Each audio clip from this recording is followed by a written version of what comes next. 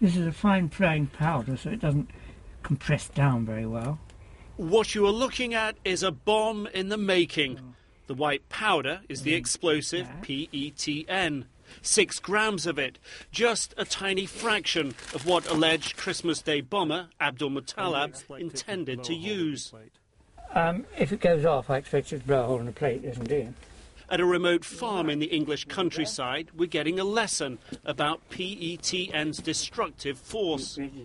Ready to go? Fuse is being lit.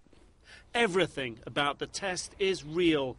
PETN is dangerous.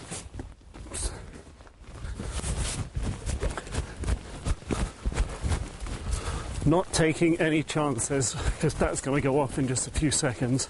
In a moment, we'll see the force of the explosion. People like to exaggerate this. A little earlier in his lab, explosives expert Sidney Alford detonates just a few grains of PETN.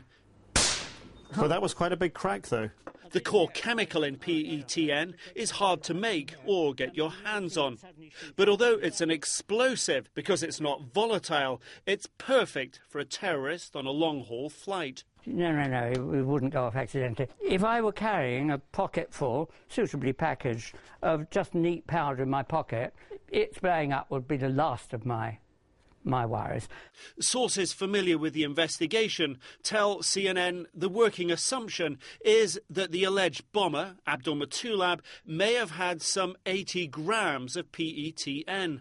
That will probably be, if it were dry, closer to 80 grams. Was that enough to blow a hole in an aircraft? Certainly it's enough to blow a hole. What we understand, he was wearing these explosives in the sort of groin area. Can you imagine that you could in some way fit these sew them into a set of underpants and they would certainly still be you effective? Yes. I've done it. No problem at all. It looks just like sugar, just like salt, and it's easy to imagine how this can be stitched into clothing and hidden around the body.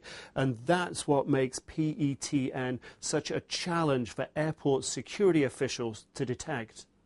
Alford believes the only reason lives were spared this time is because the alleged bomber's lack of training meant he couldn't detonate the bomb. And that means he probably didn't make it. On the one hand, he's been given, shall we say, a high-value substance, and on the other hand, seems to be left to his own efforts. Is it easy to make for the average person? For the average person, probably not. Back at the farm, Alford's crude 6-gram bomb is about to show what PETN can do in the hands of professionals.